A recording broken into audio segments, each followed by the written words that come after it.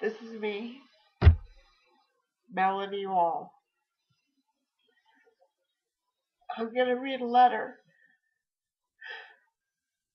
that the Ministry of Children and Families wrote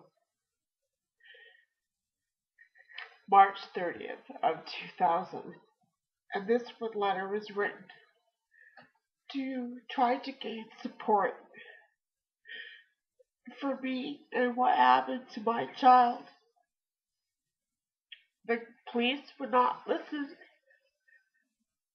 and it was really hard for me and my child to not be believed. This is the letter that was written.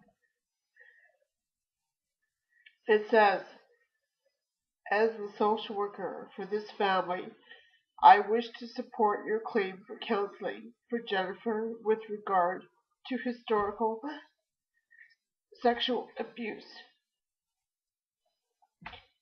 As the social worker for the family, with a global perspective of community in which this family moves, there appears to be evidence that Jennifer was sexually abused in the past. She is sexually acting out at her school to the extent that there have been several phone calls from her teacher, Deb Terrace, the school counselor, Red Morley, as well as the principal, Mike Hurt. She is undoubtedly emotionally traumatized by these events, as evidenced by this sexualized behavior, as you are as are you living as you do with the guilt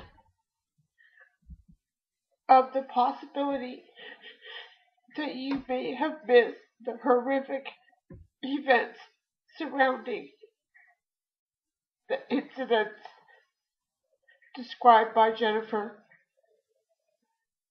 Though there may be some possibility that Jennifer's imagination may be at work in some of the incidents, it is doubtful that she could come up with the detail and the maturity of her descriptions. Adding further weight to her credibility is the fact that the perpetrator is not generalized, but is specifically named in her descriptions. As well, my understanding is that the police officer who did the initial investigation was so convinced of Jennifer's sexual abuse that she was instrumental in initiating counseling through Vision Quest. I just like to interrupt this letter for one moment and say that this was not the RCMP who was the investigating officer in Coquitlam. This was through the Vancouver Police Department regarding the Vancouver missing women. And they had no jurisdiction over my child's sexual assault, and therefore this could not move forward. Continuing with the letter, the last paragraph. As previously stated, you were also a victim of these events, which are likely the source of your current clinical depression and the necessity of medication. It is not helped by the difficulty you have being believed regarding Jennifer's allegations and your pursuit of support and counseling for her. It is my belief that you would also benefit from counseling to assist you with the trauma of these events.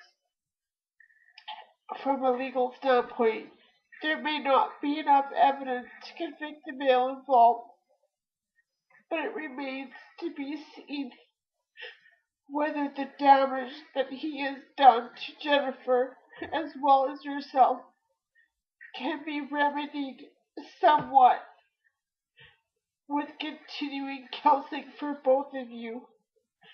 As well, through counseling, further evidence may come to light that will assist you in convicting the perpetrator. And this was signed by Marty Terrace, social worker in White Rock, British Columbia,